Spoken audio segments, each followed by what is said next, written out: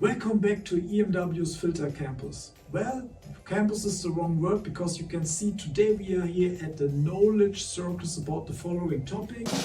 The ISO 10121 part number 3.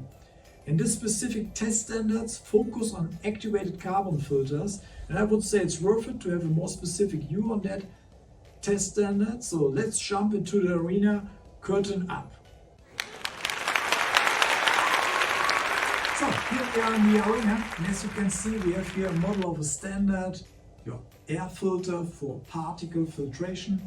But as I said at the beginning, the ISO 10121 focus on the classification of activated carbon filters. Better to say it in the right word. Part number 3 focus specifically on the classification of such activated carbon filters, like you can see for example over here. But enough blah blah, I would say drums up again and let's jump into the first act of our circus show today. So here we are, surprise surprise, in the laboratory next to our test rig, and here we're gonna measure the performance of activated carbon filters according to test standard ISO 10121, specifically part number 3, and part number 3 offers or shows the following classification system over here. And I would say it's worth it to have a more detailed look in this new system. Okay, let's have a look on the left hand side. First column here, mentioned with gas, shows you the possibilities of harmful gases which you can use during the test procedure.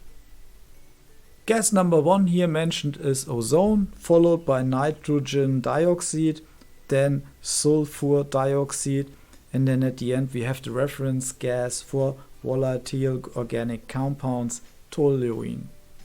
Very important aspect over here is already, of course, you can also use another gas which is more on focus for your application. So that's of course also possible to run the test according to this test standard for another gas type.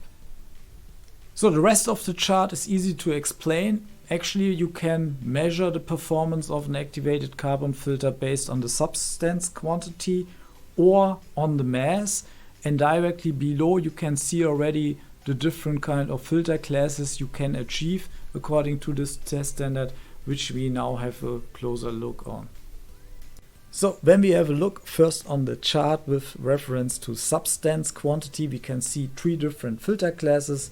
Starts with light duty, then the next one is medium duty, and then the highest one is heavy duty.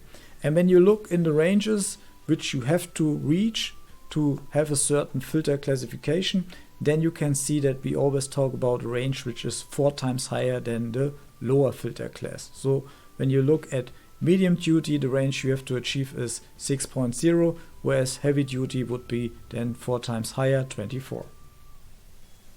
When we look at the mass, we can see the picture is totally different, not with regards to the filter classes. The filter classes are still the same with low duty, medium duty and heavy duty, but you can see the ranges which you have to achieve for specific gas values are totally different. So that was the theory. Let's jump into an example. You can see in this chart results for 3 different filter samples, same filter types but different media being used, and you can see sample number 2 here achieved a filter class against the gas ozone with medium duty, and you can see that after the filter achieved that filter class, the filter efficiency dropped very quickly below 50%, and at that point the test has to stop.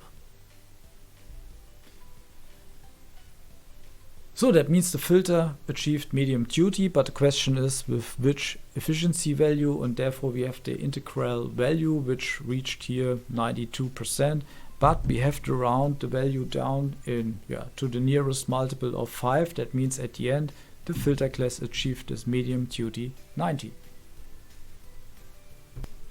In comparison to this filter we have test device number 3, and this filter device according to this trend reached heavy duty, and test filter number 1 reached according to the trend which you can see right now light duty. So far so good, quite easy I would say. Question is of course now, how would the same filter type act against a different gas. Let's say test filter number 2 reached medium duty 90 against ozone. Would that filter device reach the same filter class on another gas, and therefore we have another chart for you. So you can see in this chart the filter device number 2 you have seen against ozone still reaches medium duty 90. But now let's have a look how would be the results for the same filter type with the same media against other gases. So we're going to start with sulfur dioxide. You can see the filter device would now reach light duty, whereas against nitrogen dioxide the filter reaches not even light duty filter class, so it's very light duty. And then we have the trend in yellow, which shows the results against the reference gas toluene. Here we reach a filter class of heavy duty. So what you can see is that the same filter type with the same filter media reach significantly different results against other type of gases. So it's very important. Have a look on the specific gas in your application and then test the filter device against this specific gas in order to achieve the right filter classification for your application.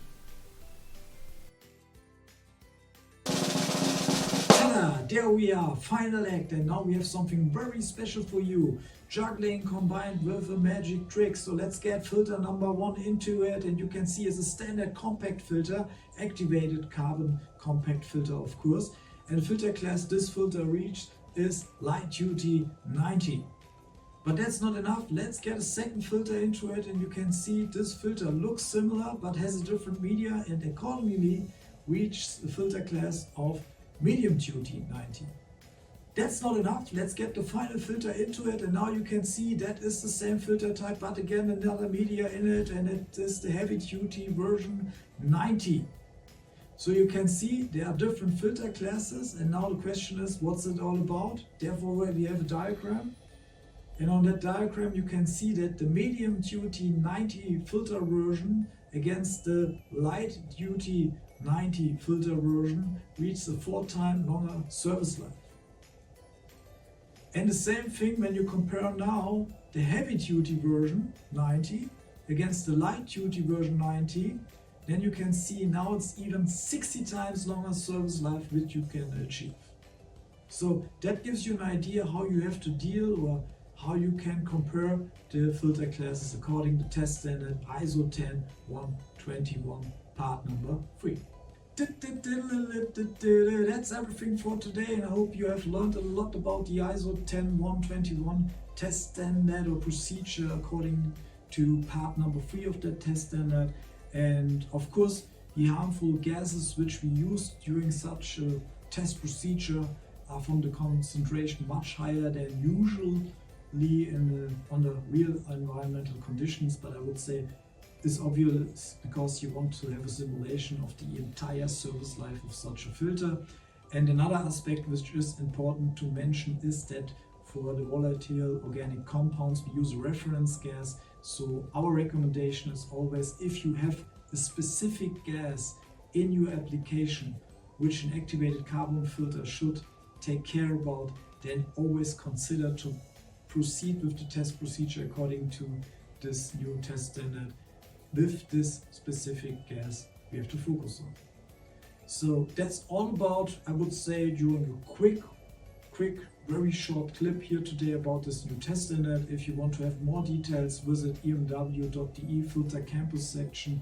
There's much more about filtration there to find it. And I would say follow us on LinkedIn, check our YouTube channel, stay tuned, and we're going to see each other next time.